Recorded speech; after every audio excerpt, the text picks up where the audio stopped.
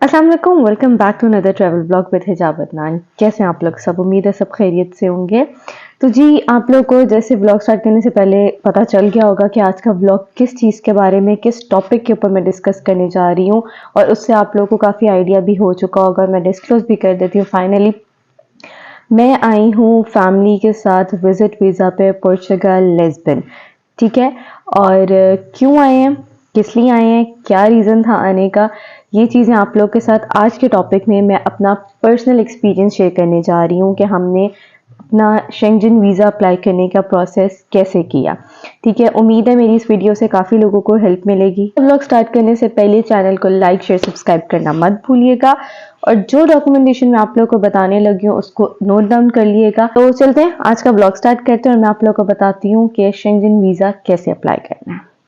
अच्छा जी, कैसे अप्लाई करना है? सबसे पहला स्टेप, ठीक है, मोस्ट इंपॉर्टेंट चीज शेंगन वीजा अप्लाई करने के लिए क्या स्टेप है? मेन चीज है पासपोर्ट्स।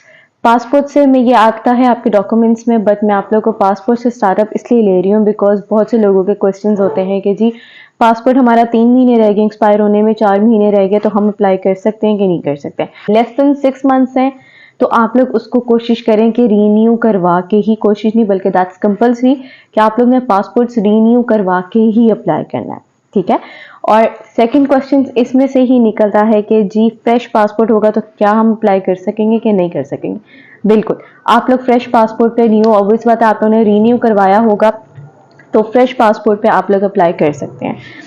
हमारा फ्रेश पासपोर्ट पे अप्लाई हुआ था बिकॉज जब आप अप्लाई करते हो तो आप उसके अंदर अपना मेंशन कर देते ट्रैवल हिस्ट्री का क्वेश्चन के अंदर कि आप लोग की ट्रैवल हिस्ट्री कहाँ की है। सो दैट्स नॉट कंपल्सरी कि आप लोग को अपने पुराने पासपोर्ट जिसके ऊपर स्टैंप्स लगी हो ट्रैवल हिस्ट्री की वो ही पासपोर्ट के साथ अप्लाई करना है। बिल्कुल ऐसा नहीं है, फ्रेश पासपोर्ट पे आप लोग अप्लाई कर। नेक्स्ट स्टेप हम लोग का है कि हमने अपॉइंटमेंट कैसे लेनी है। इंडियन वीजा में आप लोग फ्रांस हो गया, इटली हो गया, जर्मनी हो गया, होलैंड हो गया, ठीक है, उसके बाद पोर्चुगल हो गया, ठीक है, उसके बाद आप लोग ने किसी भी कंट्री के लिए अप्लाई करना है सो उसके लिए अपॉइंटमेंट लेनी पड़ती है। ठीक है, और इस टाइम पे as compared to Spain, Italy, Germany, France, ठीक है ना, पोर्चुगल, इस टाइम पे वाहिद एक फ्रांस ऐसी कंट्री है जो आप लोगों को वीज़ा जल्दी दे रही है, मैक्सिमम 10 to 15 वर्किंग डेज में।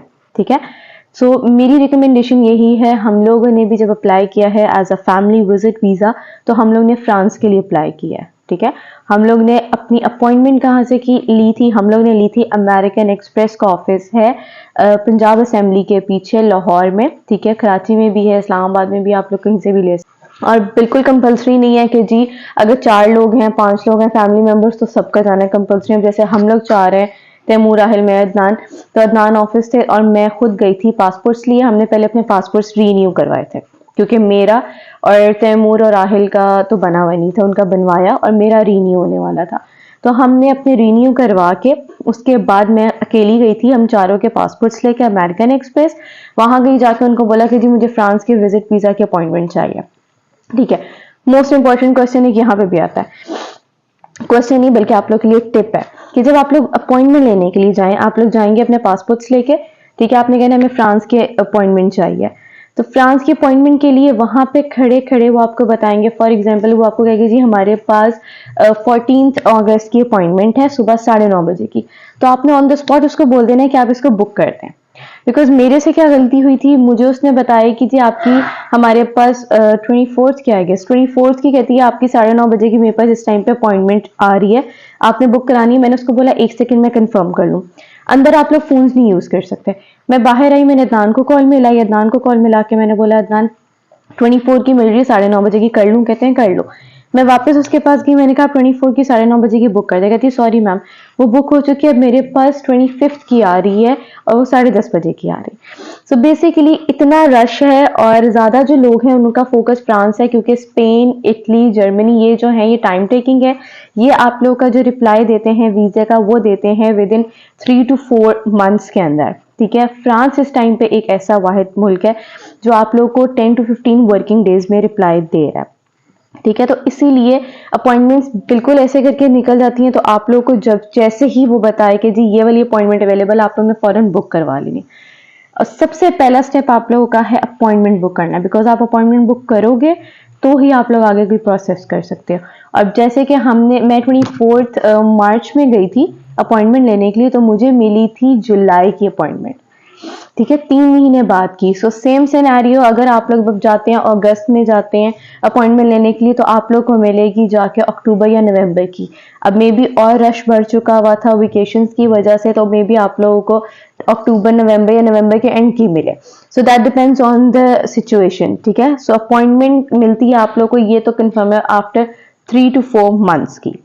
सबसे पहला स्टेप क्या मैंने आप लोगों को बताया, पासपोर्ट रीन्यू करवाएं अगर ये किसी के रीन्यू होने वाले होते हैं, और उसके बाद आप लोग ने जाना है अमेरिकन एक्सप्रेस के ऑफिस। और मैं जो रिकमेंडेशन दूंगी, जैसे कि मैं भी फ्रांस का वीजा लिया है, ठीक है, फ्रांस का वीजा लेके विजिट वीजा लिया था और हम आए डायरेक्ट पोर्चुगल, ठीक है।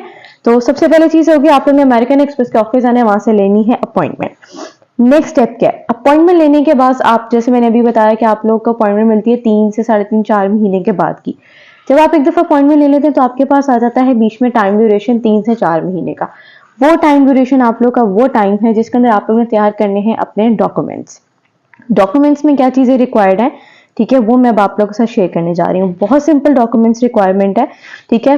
फ्रेश पासपोर्ट्स, या अगर किसी के पासपोर्ट की 6 मंथ से ज्यादा वैलिडिटी है तो वो यूज कर सकते हैं, ठीक है। उसके बाद आगे आप लोग की statement, travel plan, insurance travel, tickets, hotel booking, tax filer. उसके बाद अगर किसी का अपना बिजनेस है तो उसके बिजनेस डॉक्यूमेंट्स, और अगर आपका बिजनेस है, आप लोग जॉब करते हैं तो आपके जॉब डॉक्यूमेंट्स, ठीक है। ये सिंपल 5 से 6 डॉक्यूमेंट्स जो हैं वो रिक्वायर्ड है, ठीक है। दोबारा से मैं रिपीट कर देती हूँ, that statement, travel plan, insurance travel, tickets, hotel booking, tax filer, job documents या फिर बिजनेस डॉक्यूमेंट्स। ये डॉक्यूमेंट्स आप लोग को रिक्वायर्ड होते हैं अपनी फाइल सबमिशन के लिए, ठीक है। बहुत सिंपल से आप लोग के पास 3 से 4 महीने का टाइम होता है, आप लोग अपने डॉक्यूमेंट्स तैयार करने हैं, ठीक है। डॉक्यूमेंट्स तैयार करके जब आप लोग के पास आता है टाइम अपनी अपॉइंटमेंट का कि अब आप लोग ने जाना है, अच्छा जाना कहाँ होता है जी, फाइल सबमिट करवाने के लिए। फाइल सबमिट करवाने के लिए आप लोग को जाना पड़ता है इस्लामाबाद, ठीक है।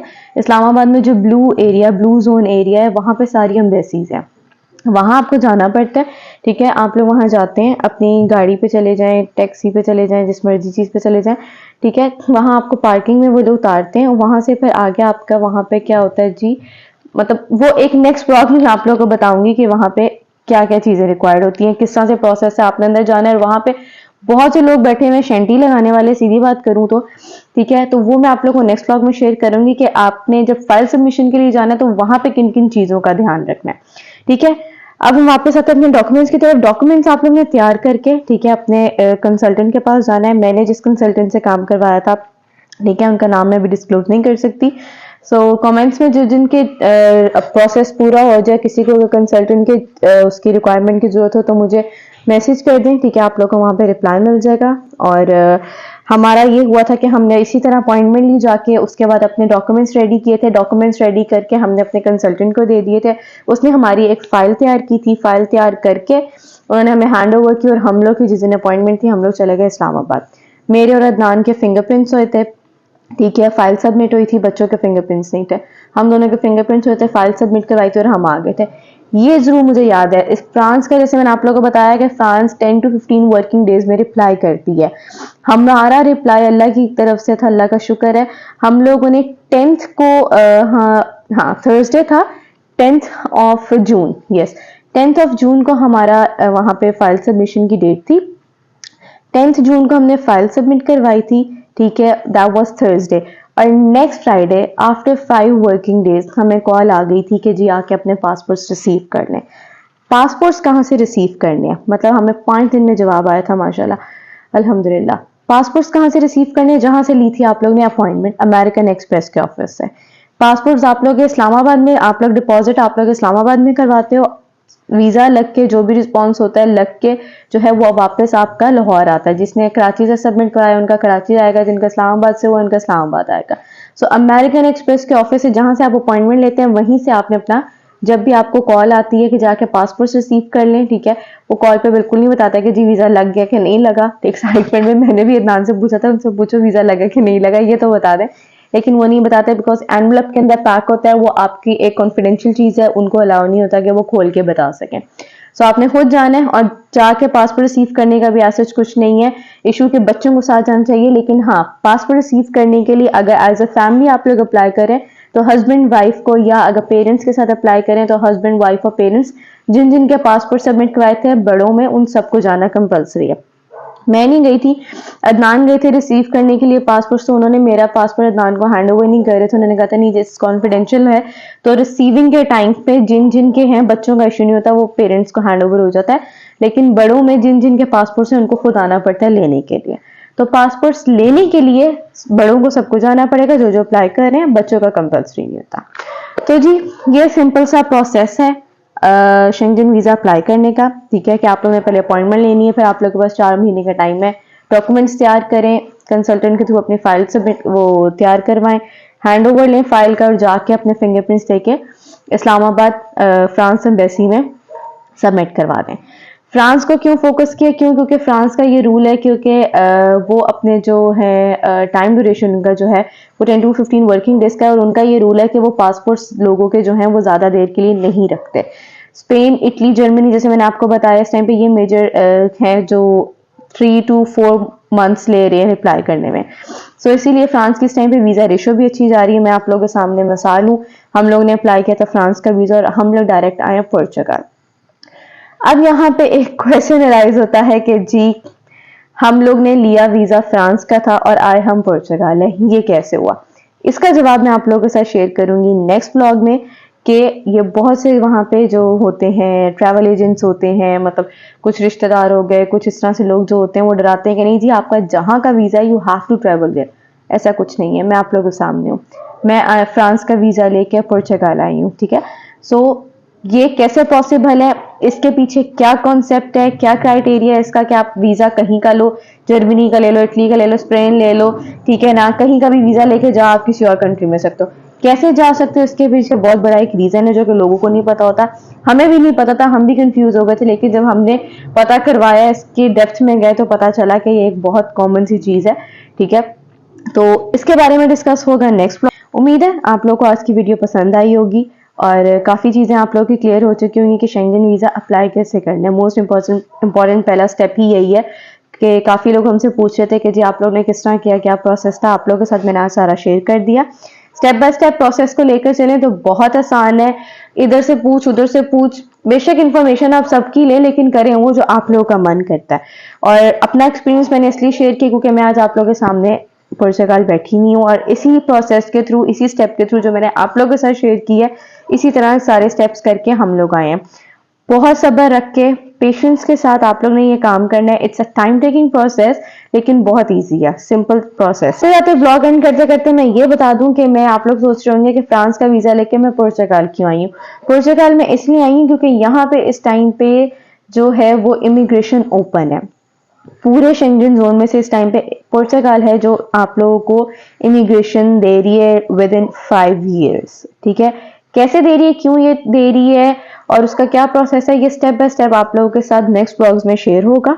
ठीक है, और बहुत से ऐसे यहाँ पे लोग हैं हमारे साथ जिनको ऑलमोस्ट हाफ प्रोसेस हो चुका है, जिन्होंने फाइल लॉक्स करवा लिया, आप लोगों के साथ उनका भी एक्सपीरियंस शेयर करूंगी।